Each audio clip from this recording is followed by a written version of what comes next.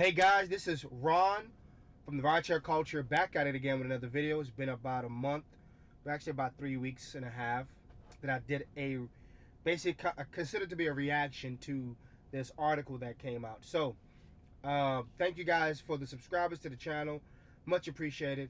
If you guys really do want to support, I do have links in the description below for my Amazon affiliate. I do get a commission from that, just to let you know, so that'll be great. But let me get right into the story. So this came out yesterday on Monday.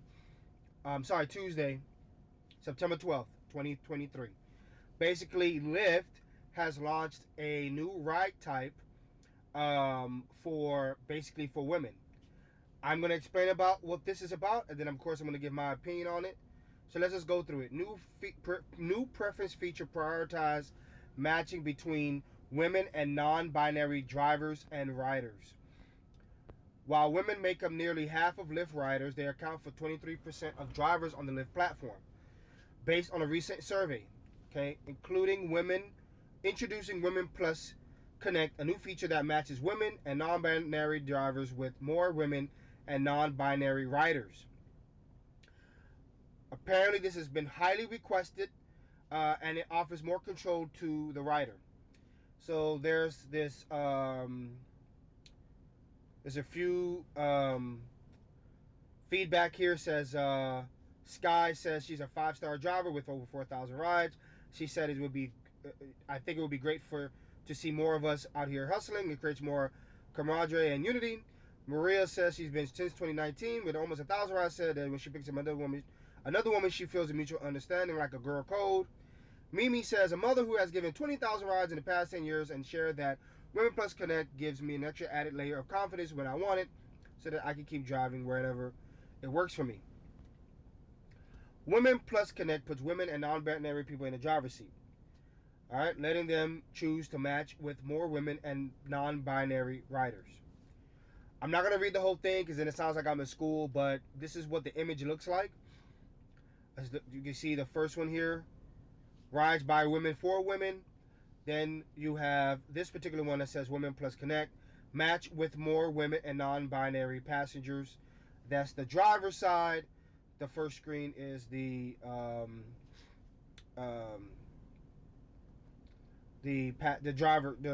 passenger side. Look at the last one here. When no women plus passengers are available, you will still be matched with men. Access to earning opportunities. Apparently, this says, this is what Lyft said before: $36 per hour. There's 2 asterisks on there. We're gonna read that, and it's just talking about access to earning opportunities. Built with experts, Women Plus Connect was shaped with the input of a range of experts. We work closely with drivers and riders, including women and men, and non-binary, to help us understand what would work for them. We have Jay Brown, who's part of the Human Rights Campaign. We have Kim Craven, the National Association of Women Law Enforcement Executives. And then we have this person here, Sheriff John Witzel, Chair, National Sheriff's Association Traffic Safety Committee. So, okay. There's more that you guys can read here. And basically, that 2 asterisk was talking about Q2 of 2023. And it said the average U.S. earnings was roughly around $36 per utilized hour. That was said by the CEO earlier this year. Alrighty, let me talk about my reaction to this. I'm going to be really, really honest. I am not a fan of this, and here's the reason why. I understand why, but I'm not a fan of it because there's a couple of things that I have. There's a lot of risk into this, in my opinion. The risk is this. I know they talk about non-binary, and nowadays non-binary could if somebody says that they're non-binary, you do not have to get a license for it. Once they say they're non-binary, there is a respect clause in there, right? And that's just a societal respect. That person says I'm this. There's a societal respect towards that. Some people may disagree. Some people agree. My concern is this: is that if it's a woman driver and she sees Women Plus Connect, and a man gets into the vehicle, because here's another thing too now, anybody could have access to this platform. There's no There's no DNA sampling. There's nothing to say that are you actually a woman or are you actually non-binary. You can say that you're a woman. You can say that you're non-binary, and then still use this. It kind of opens up a new problem where you could have men who are crazy who may want to do things to women. Now, as a man myself, I don't see an option here specifically for men. It looks like that you would have to be non-binary to get this particular ride type or this option. And what it's going to do now is separating men and women. This huge corporate conglomerate is now separating men and women. Now, when a woman wants to request a women plus connect ride, if a man shows up and he may be considered to be non-binary, that woman needs to use societal respect. If she doesn't agree with it, that becomes one issue right there. Boom. She may say, well, this is not a woman, if she doesn't agree with it.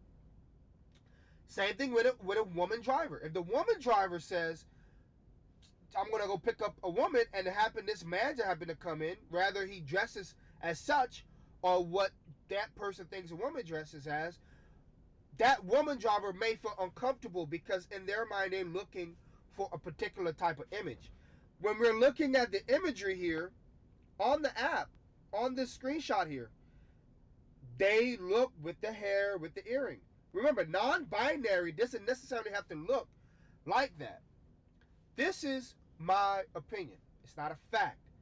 Because at the end of the day, of course, Lyft can do what they do. But I am not in agreement to this. I understand it because I've had women in the car tell me how men have hit on them, how men have said things to them that were nasty and disgusting. My cousin, who has been using Uber here in the States, has already, not that that person has been weird, but has already had somebody try to hit on him.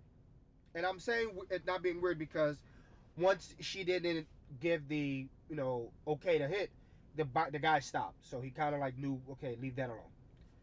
But there are Uber and Lyft drivers out here that are weird. I'm going to say that they are. I hear them. I'm in the airport parking lot. They're messed up. Then there are passengers that are weird, who are messed up. I've myself been hit on by younger ladies when it's during spring break because they're drunk. Never will I even try to get near that because that's already something going to go wrong. So I understand the idea of trying to get this going. InDrive has put this out here, and I'm assuming maybe Lyft sees InDrive trying to push this women thing. Other rideshare companies have said women. We want to do a focus on women. Another thing too is, again, it pushes away men, away from women. Now, even as a man yourself, who may not be, who will be considered a straight man, nothing to deal with the non-binary, you are just a regular man, may look and say, well, hold up.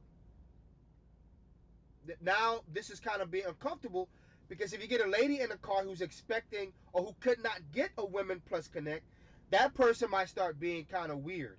And I've had a lady who was weird in my car before, and she was on the phone talking about me, and I specifically said, hey, if you're not comfortable in this car, I will let you out at the gas station at a nice lit area if you're not comfortable being in the car. She said, no, I just had issues in the past.